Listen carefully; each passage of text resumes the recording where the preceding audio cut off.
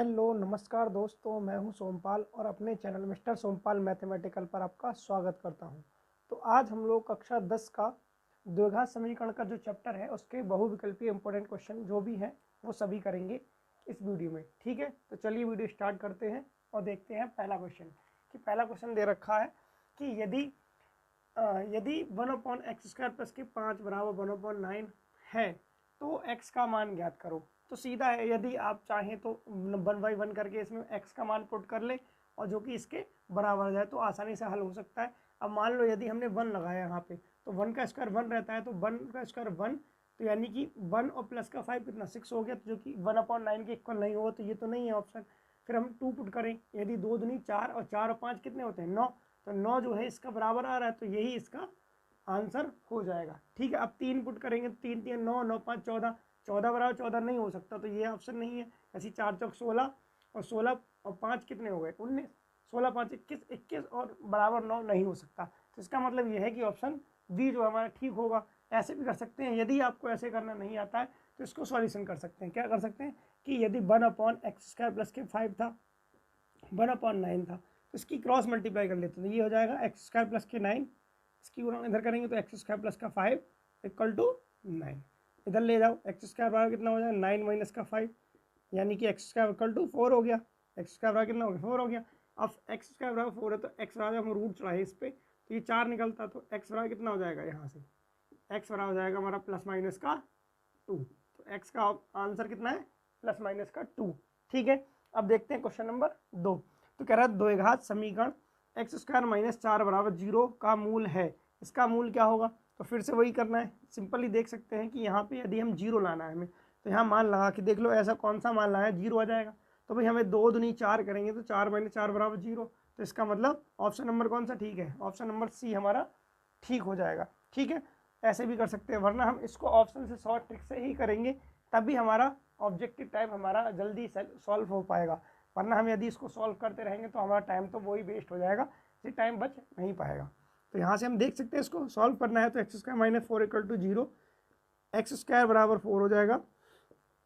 x बराबर यानी कि इसको ऐसे भी लिख सकते हैं 2 किया 2, अब x बराबर कितना हो गया प्लस माइनस का 2, तो ये हमारा आंसर। ठीक है, ये सभी क्वेश्चन आए हुए हैं पुरानी डेट में, तो ये सभी बहुत ही ज़्यादा इंपॉर्टेंट है। ठीक, और इस टाइप से यदि इस टाइप से क्वेश्चन ऐसा नहीं होगा कि यही क्वेश्चन आए पेपर में, इसके टाइप का आ सकता है। ठीक है, और ज़रूर से ज़रूर आएगा, इन्हीं क्वेश्चन से आपको टाइप मिल जाएगा। ठीक है, जो मैं आपको क्वेश्चन कराऊंगा इस वीडियो में। अब बताइए समीकरण दे रखी है x माइनस का 5 x प्लस का 5 इक्वल टू 55 का हल होगा। फिर से देख सकते हैं कि हमें 55 लेके आना है।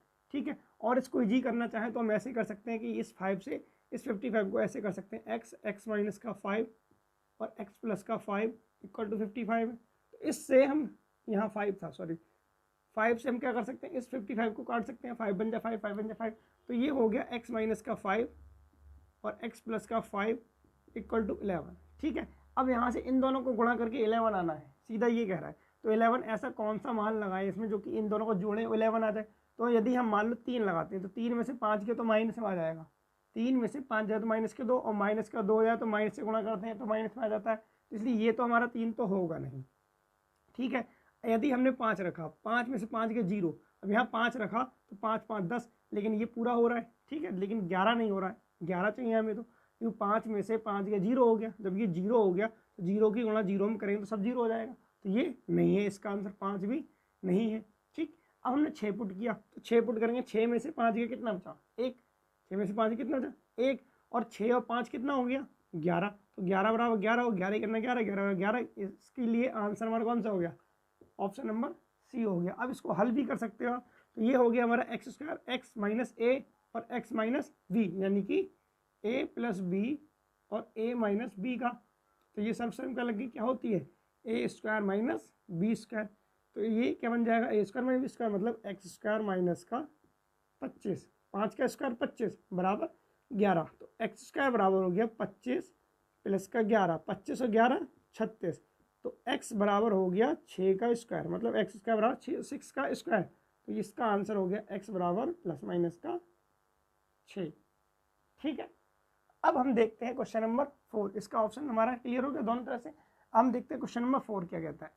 कि समीकरण 5x² माइनस के 3x प्लस का 2 बराबर 0 के मूलों का योग होगा।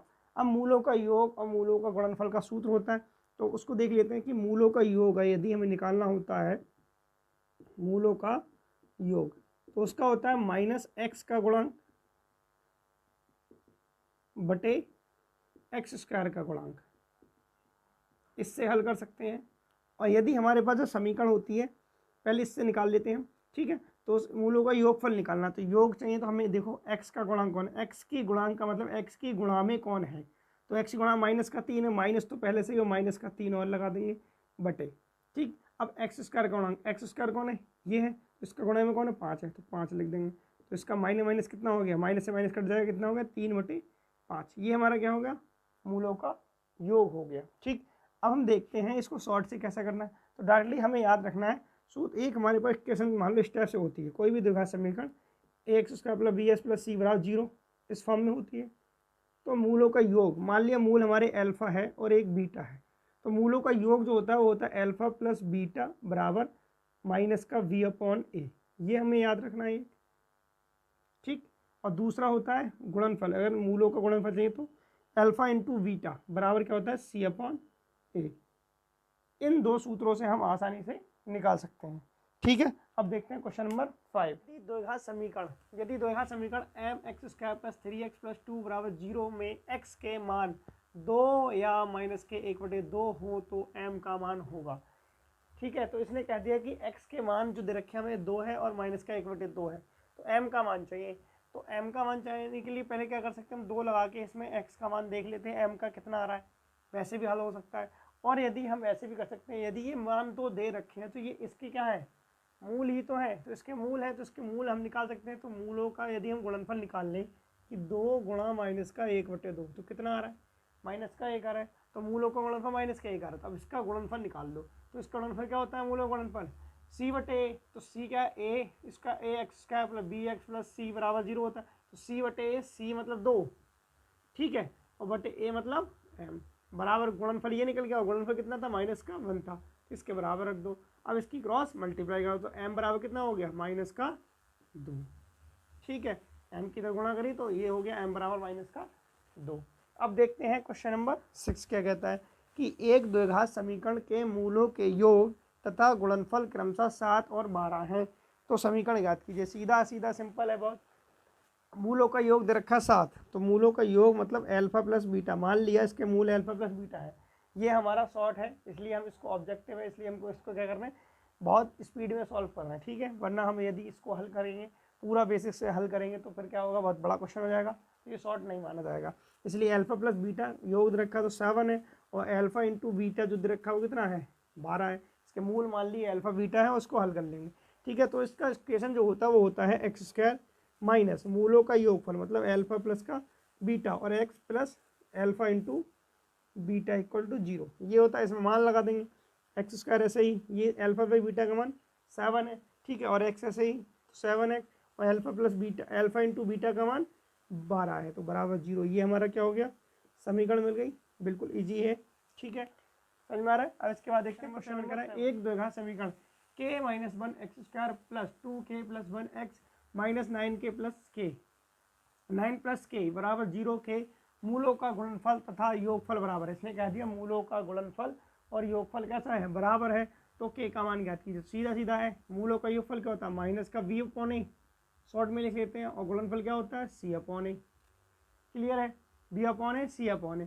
तो यहाँ से हम देखेंगे b/a मतलब b ये है और ये a है और ये c है, तो सबके मान लगा देंगे यहाँ पे। तो b का मान कितना है 2k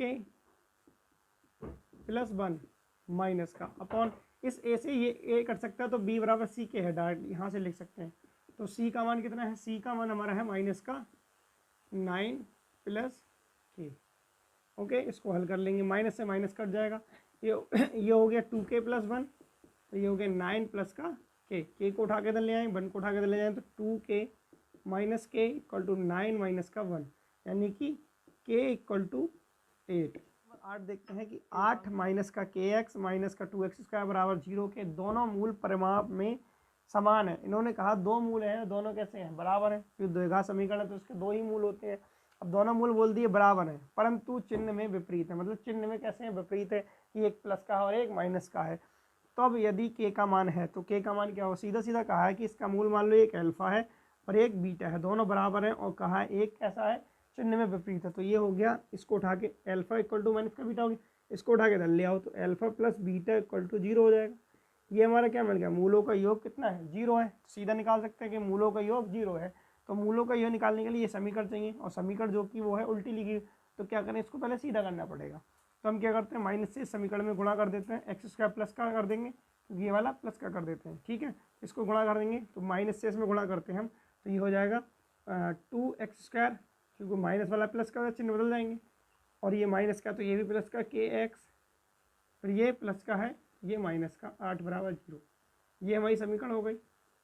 इससे हम निकाल लेते हैं मूलों का योग। मूलों का योग होता है b अपॉन a माइनस का v अपॉन a। तो b कौन है, ये ax² plus b x plus c. इस समीकरण से तुलना करने के बाद a का मान 2 है, b का मान k है, और c का मान माइनस का 8 है।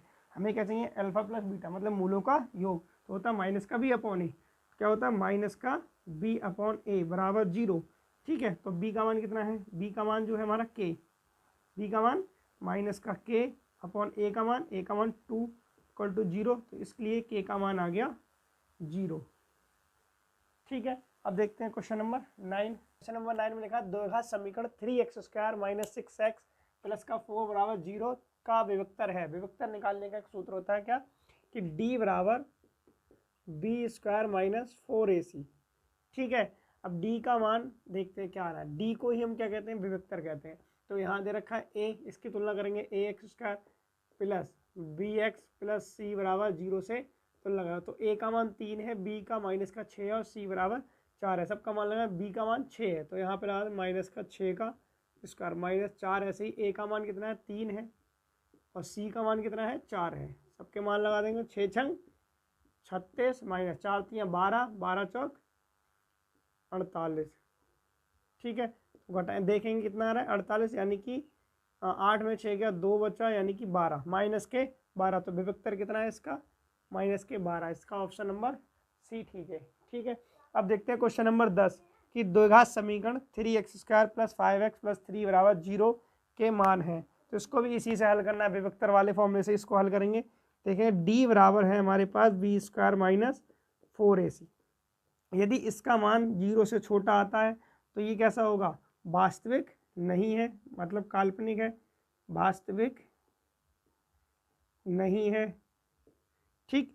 यदि इसका मान बराबर आता है तो कैसा है, मूल वास्तविक हैं और कैसे हैं, समान है, वास्तविक हैं और समान है। यदि इसके मान कैसे आ जाए, इसका मान बड़ा आ जाए, तो इसका मान जो होगा वास्तविक होगा, और मूल कैसे होंगे, और भिन्न होंगे, ठीक है। इतना ऑप्शन याद रखना है। उसके बाद हम इसको हल कर लेते हैं। दे रखा है कि d बराबर, यहाँ से तुलना करेंगे ax² plus bx plus c, ठीक है। तो a बराबर 3 है, b बराबर 5 है, और c बराबर 3 है। इसे मान लगा देते हैं, तो b का मान 5 है, 5 पंजे 25, मतलब 5 का स्क्वायर माइनस 4, ऐसे ही इसको यहाँ कर लेते हैं अलग, ठीक। इसको मिटा दें हम, पहले इसको मिटा देते हैं,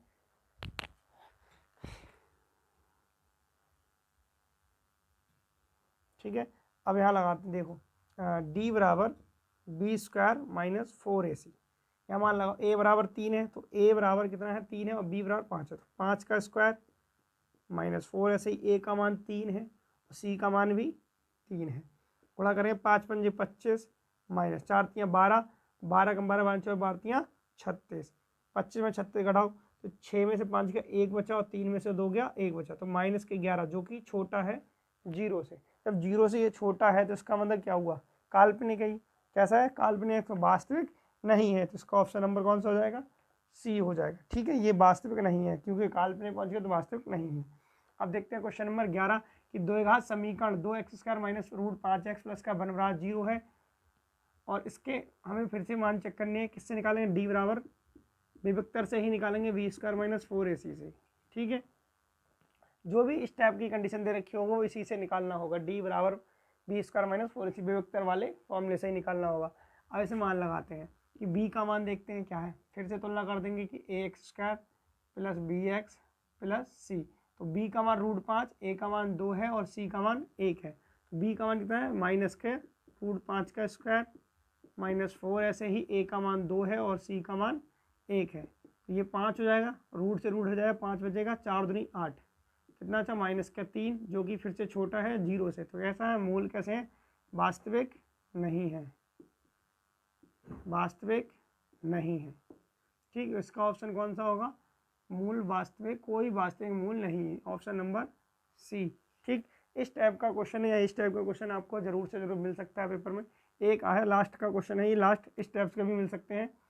यदि द्विघात समीकरण 3x² माइनस के 12x प्लस का m बराबर 0 है तो इसके मूल बराबर हैं। मूल कैसे हैं, बराबर हैं तो m का मान ज्ञात कीजिए। मैंने बताया मूल बराबर होते हैं तो विभक्तर का मान क्या होता है, 0 होता है। d बराबर क्या होता है, 0 होता है। तो हम इसके मान लगा देते हैं और इसकी तुलना कर देंगे समीकरण से, ax² plus bx plus c बराबर 0 से तुलना करने पर a का मान 3 है, b का 12 है और c का m है। ठीक है, लगा देंगे तो लगाएंगे हम b² माइनस 4ac बराबर 0। बी का मान कितना है, -12, तो -12 का स्क्वायर -4 ऐसे ही, ए का मान है 3, तो 3 ऐसे ही, और सी का मान है m बराबर 0। 12 गुणा करेंगे 144, -4 3 12 m बराबर 0।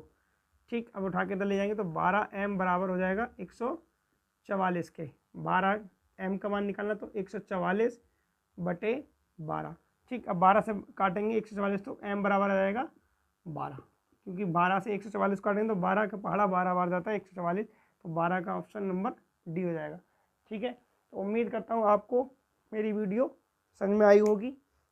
ठीक है, तो आप इसके साथ साथ मेरा चैनल, यदि आपको मेरी वीडियो पसंद आई हो तो कृपया मेरा चैनल सब्सक्राइब जरूर करें। Thank you.